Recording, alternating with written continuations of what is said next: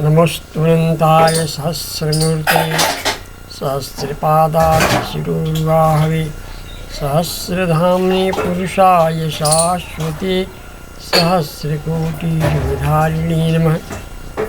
मान्यः सयोमहोदयः समादरणीयः प्रधानाचार्य महोदयः छपरास्त भारतीय मलयाळी संस्कृत महाविद्यालयस्य अद्य गृहात् कक्षा संचालन कर्मी अद्याहं डॉक्टर चंद्रभान त्रिपाठी उपशास्त्री कक्षायाः छात्रेभ्यः काव्यदीपिकायाः अलङ्कारान् निबोधयामि। अलंकारा के शब्द काव्य शोभाकरान् धर्मान् अलंकारान् प्रचक्षते। अलंकारस्य काव्यदीपिकायां लक्षणं विद्यते। काव्य शोभाकरान् धर्मान् अलंकारान् प्रचक्षते। जो काव्य शोभादायक है, जो काव्य में शोभा को बढ़ाने वाले हैं, उन्हें अलंकार कहते हैं। जैसे कोई सुंदर स्त्री प्रकृतितः सुंदर हो, उसे सुंदर वस्त्र आधारित कराने के बाद उसे कटक कुंडल बाजू हार इत्यादि पहना दिया जाए तो और उसमें इसी कहते हैं सोने पे सुहागा और सुंदर हो जाती है। वैसे ही काव्य में यह शोभा के आधायक जो होते हैं अलंकार होते हैं। अलंकार ही काव्य की शोभा की वृद्धि करते हैं। वो अलंकार दो तरह के होते हैं, एक शब्दालंकार और एक अर्थालंकार। शब्दालंकार में अनुप्रास है, जमक है, श्लेष है इत्यादि। तो शब्द में जो ये अनुप्रास का अर्थ है ये है कि अनुप्रासा शब्द साम्यम वैषम्येपि स्वरसिजत। अनुप्रासा शब्द साम्यम, अनुप्रास में शब्द की साम्यता होगी, एक समान शब्द होंगे लेकिन स्वर में भिन्नता होगी। स्वर वर्णों की असमानता होने पर और व्यंजन वर्णों की समानता होने पर ये अनुप्रास अलंकार होता है। जैसे लता कुंजम गुंजन इत्यादि पद है, उसमें जो है बसंत ऋतु का वर्णन यहाँ पर है। गुंजन मदवद विपुंजन, गुंजन शब्दायमाना मदवान सौरभेड़ मत्त अलीनाम भृंगानाम समूह कुंजमन समूह जत्रतादिशम लता कुंजम लता गृहम चपलयन चंचलम कुर्वन् चापली कुर्वन् अंगम शरीरम समालिंगन आश्लिष्यन द्रुततरम अतिशीघ्रम अनंगम काम विकारम प्रवर्धयन् दलितम विकसितम अरविंदम कमलम तरयन कंपयन रजोवृंदम पुष्पाणां पराग समूहम विंदन प्राप्तिमन मरुतपवनः दिशि दिशि प्रतिदिशं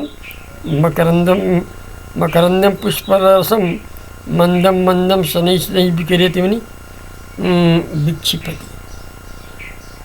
यहाँ भी है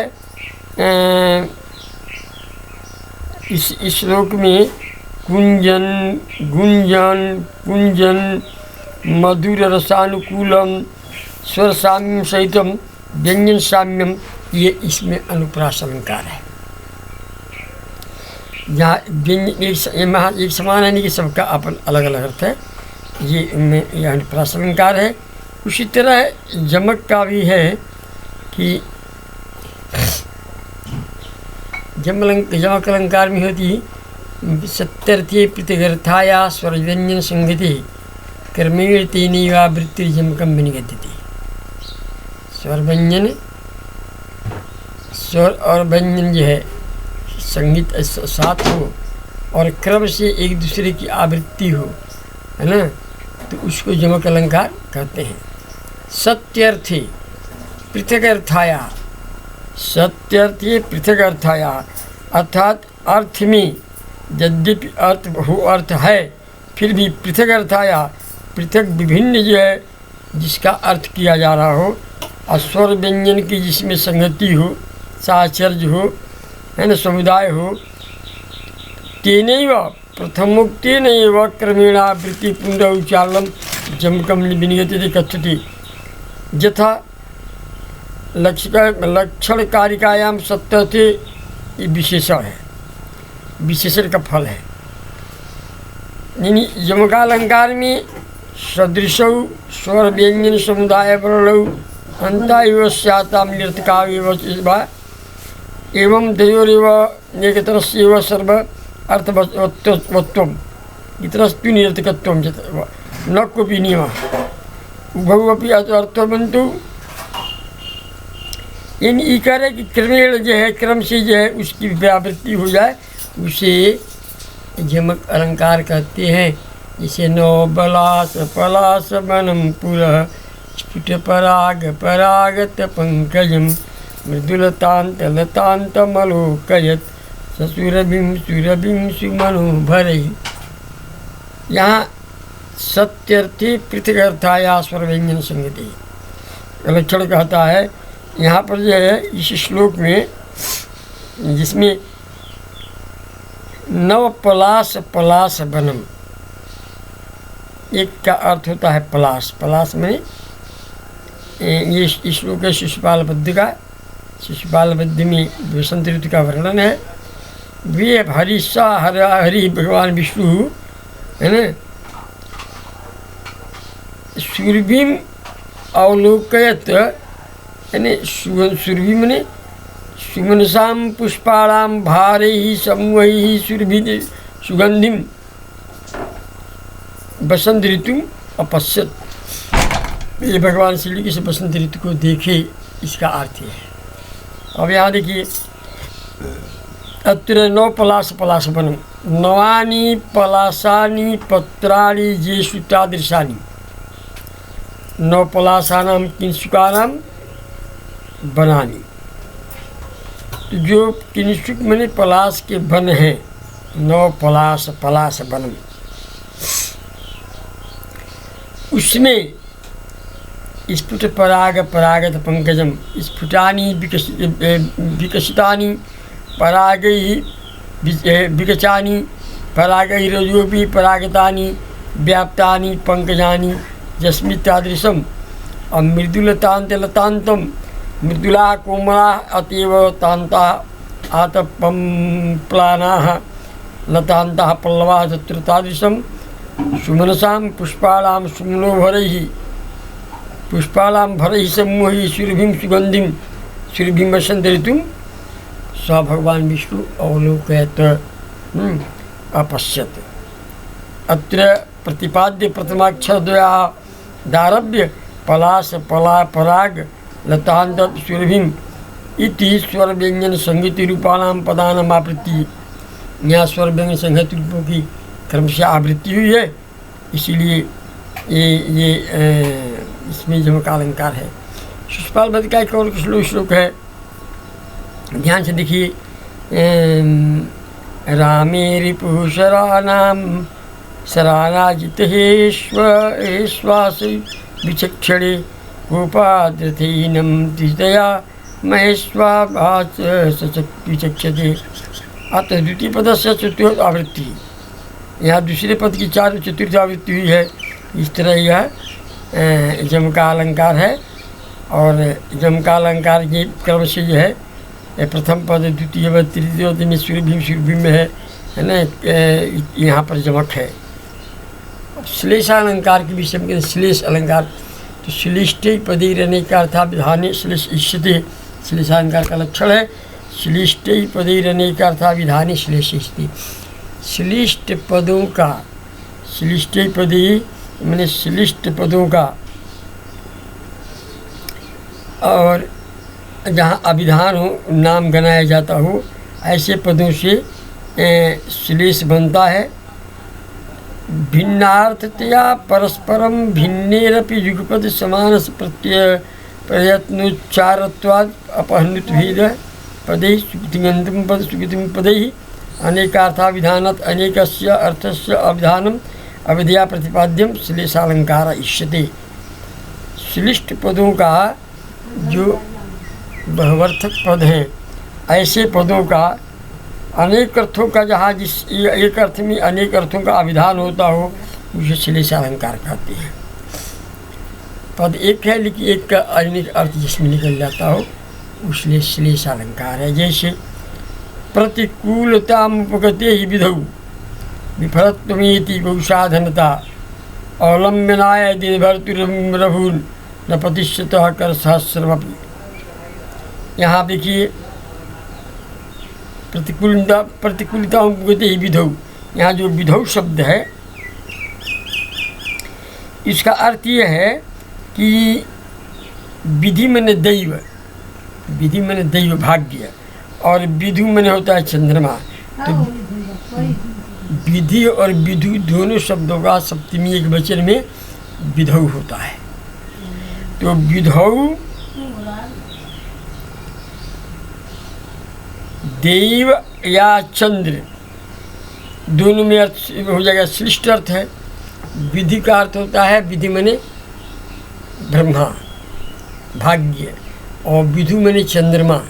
लेकिन सप्तमी में विधु एक ही अर्थ में दोनों प्रयोग होता है। तो चंद्रमा अथवा भाग्य, प्रतिकूलता यानी विफलत्व, प्रतिकूलता उपगति, विधि के अथवा चंद्रमा के प्रतिकूल हो जाने का पर अनुकूल नहीं रहे पर अननुकूल हो जाने पर, विपरीत हो जाने पर, बहुसाधनता विफलत्वम एति उपायानं बाहुल्यमपि नैष्फल्यम प्राप्नोति। भाग्य प्रतिकूल हो जाए अथवा चंद्रमा भी प्रतिकूल हो जाए तो बहुत से संसाधन जो उपयुक्त है वो विपरीत हो जाते हैं, साथ नहीं देते हैं, साथ छोड़ देते हैं। यहाँ विधौ शब्द में विधु मने विधौ और विधि मने विधौ, यहाँ श्लेष अलंकार है, श्लिष्ट है। श्लिष्ट बने अनेकार्थ, यानी अनेकार्थाभिधान, एक ही पद या अनेक अर्थ में प्रयुक्त किया जाता है, इसलिए इसको श्लेष अलंकार कहेंगे हम, है ना। अत्र विधौ इत्यत्र विधि, विधि शब्दयोः उकारैकारयोः वर्णयोः औकारोपत्वात् वर्णश्लेषः, यहाँ वर्णश्लेष हो गया। कर इत्यत्र प्रतिश्लेषु प्रकृतिश्लेषः, कर शब्द है, कर मने हाथ होता है, कर मने हाथी का सूंड होता है इत्यादि। कर शब्द भी यहाँ पर बहुअर्थक द्व्यर्थक है, इसलिए यहाँ भी श्लेष अलंकार वो प्रकृति श्लेष यहाँ भी होगा। फिर कहते प्रतिकार स्वरूप पात्रम भूषित निशेष परिजनम देव विलसत करेणु गहनम संप्रति समवायु सदनम। कह रहा है कि यहाँ पर जो कर शब्द है पितुकार्थ स्वरूप पात्रम, पितुकार्थ स्वरूप पात्रम, ये राजा के प्रति किसी दरिद्र व्यक्ति की युक्ति इसमें है। कह रहे कि हे देव संप्रति, हे देव संप्रति में इदानीन्तनीय समये आवयो सदनम पितुकार्थ स्वरूप पात्रम, आवयो सदनम यानी आपका या हम लोगों का जो यह सदन है, राजानम प्रति कसिचित दरिद्र सुक्ति है न, इदानीं मयि नितान्तं दारिद्र्य कवलित इव भावः आयुः तो मम इति सदनम वासस्थानम पितुकार्थ स्वरूप पात्रम। राजा के पक्ष में पृथूनि महान्ते कार्तस्वरस्य विस्वर्णस्य सुवर्ण निर्मित्यर्थः पातलाय चतुर्थादिशम। दरिद्र पक्ष में पृथूनां शिशूनां आर्तस्वरस्य शयन वसनाद्य लाभेन आर्तक्रंदनस्य पात्रम आश्रयः भूषित निशेष परिजनम। राजा के पक्ष में भूषिता सद्वस्त्राभरण भरणादि अलंकृताः निशेषाः सकला परिजनाः परिवार पुरुषा जादृशम तादृशम। और दरिद्र के पक्ष में करेंगे, दरिद्र पक्ष में तो भूषण्यादि शून्य लग्न भूतले उष्टा इष्टा शरीर निशेष परिजन तादृशम। राजपक्षी विशेषस्य शोभायमाना कर्मो अस्थिरताविघ्नं निबिडर दध्यपक्षे विपुलरजोभिभूषितकृत विलोत्पन्न धूलिभिः गहनं व्याप्तमिति भावः समतुल्यम् अस्तीति। अत्र रादारिद्र्य साम्यमयस्करम् अतस्त्वया मम दारिद्र्यमपीनीयम् अपतमपनीय इति भावः। यहाँ जो है यहाँ भी श्लेषालंकार है। इसमें प्रस्तुति श्लोक में कह रहा है कि हे राजन, इस समय हम दोनों का, आपका और मेरा, कोई दरिद्र व्यक्ति किसी राजा से कहता है कि हे राजन, इसमें हम दोनों का, आपका और मेरा एक ही जैसा घर है। आपके घर में मोटे मोटे कारतस्वर स्वर्ण के पात्र हैं और मेरे घर में पृथकों बच्चों के आर्तस्वर निंदा भरी आवाज़ सुनाई पड़ती है। तो आर्तस्वर का दो अर्थ हो गया, श्लिष्ट उसमें है। और पृथुकार्तस्वर पात्रम और भूषित निशेष परिजनम, आपके पक्ष में होगा कि राजा पक्ष में होगा कि भूषित जो है, भूषित राजा पक्ष में भूषिता सद्वस्त्रालंकारादि भी अलंकृता निशेषा सकला परिजना परिवार पुरुषा जस्य जत्र तादृशम षष्ठित पुरुष हो जाएगा। विभूषित है जिसके पूरे परिवार के लोग रंग बिरंगी वस्त्रों से। और उसके पक्ष में हो जाए, दरिद्र के पक्ष में हो जाए कि भूमि में सज्जादि शून्य लग्न भूतले उषिता पितः निशेषा परिजना यत तादृशम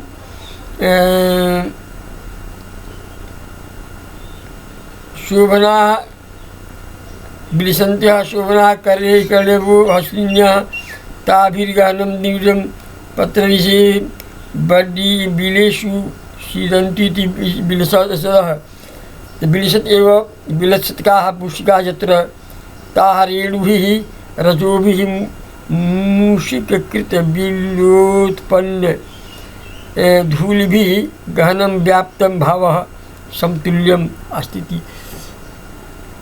अर्थात आपके घर की जो राजभवन की जो रानियाँ हैं वो विलसत करेणु गहनम असमयो सदनम, उनका जो उनके शरीर की शोभा अनेक प्रकार के अलंकारों को लग जाने से अलंकृत हो गई हैं, सुशोभित हो गई हैं। और हमारे यहाँ जो है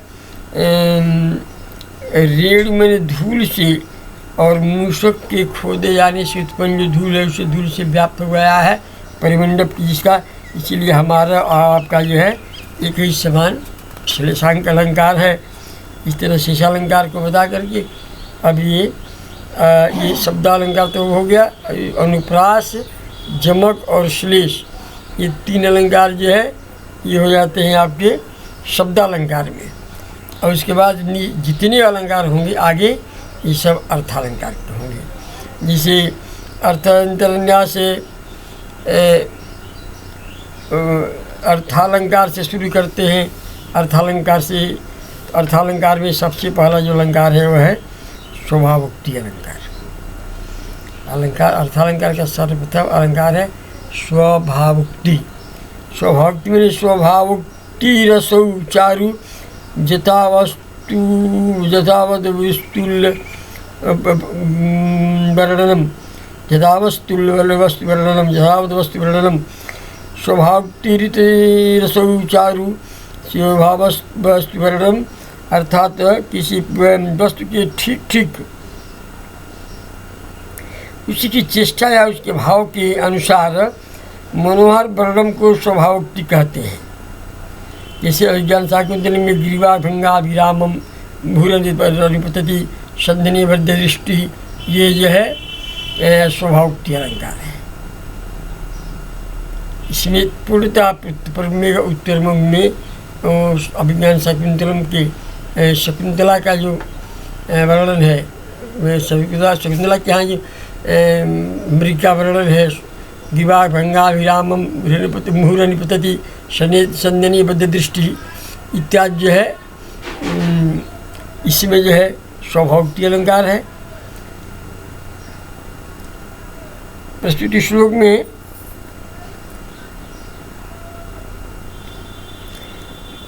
एक एक पद इसमें स्वभावोक्ति का जीवन जीता जाता उदाहरण है। बस अब आगे जो है स्वभावोक्ति के बाद जो है अन्य उपमा इत्यादि को कल से हम बताएंगे।